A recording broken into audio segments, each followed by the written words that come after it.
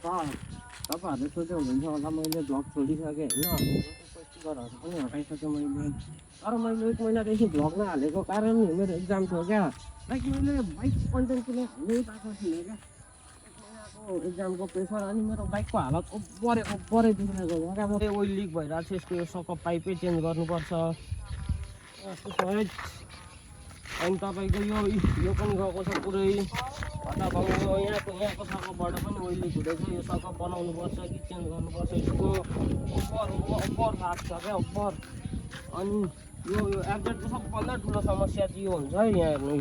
ट्याङ्की यस्तो भइदिन्छ अब यसलाई पनि प्लास्टिक वेल्डिङ गर्नै पर्यो मिटर चल्दैन मिटर पनि बनाउनै पर्छ यो मिटरको लागि डिस्प्ले चाहिँ गएको हो